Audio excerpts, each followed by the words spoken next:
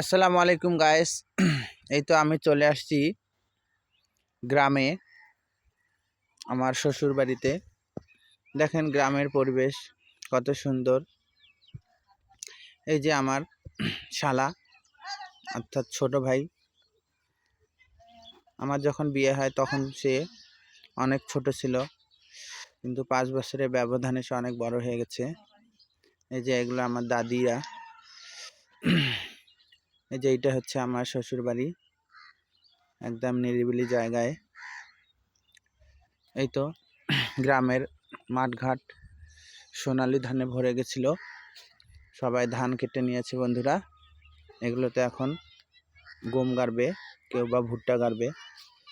এই দেখেন বন্ধুরা, সাপ দেখছেন, সাপ ধরছে ব্যাঙ। এই যে পানিতে চলে গেল, একটুর জন্য আমি বেঁচে গেলাম বন্ধুরা, আমাকে ঠোকাই দিতে নিতাম। এই যে গ্রামের কাশবন, কাশফুল এই যে একটা দুইটা ফুটছে।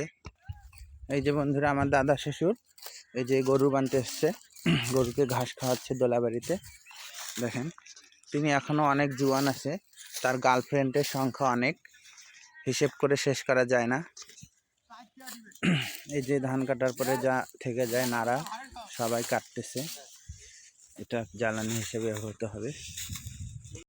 এই যে আমার আর একটা শালা ছোট, সে অনেক ছোট ছিল, সে এখন অনেক বড় হয়ে গেছে। এই যে ছোটবেলায় আমরা এমন টং চাটাল বানাই দোলাবাড়িতে থাকতাম। এই যে খাবি ঘুমাইছে। এই তো আমার শাশুড়ি এই ধান উঠাইছিল, সেটা শুকাইতে দিছে বন্ধুরা। এই যে আমার শ্বশুর কাজ করতেছে, এই যে তারা এখন ধানটা উঠে নিবে। দেখেন কত সুন্দর গ্রাম্য পরিবেশ, মাঠের পর মাঠ। এই যে কৃষকরা ধান উঠার পর আলু গাড়ছে, দেখেন কত সুন্দর পরিবেশ। এগুলো আর শহরে দেখা যায় না বন্ধুরা, গ্রামে আসলেই এগুলো অনুভূতি ফিল করা যায়। আকাশটা দেখেন কত সুন্দর। ধন্যবাদ বন্ধুরা, ভালো থাকবেন।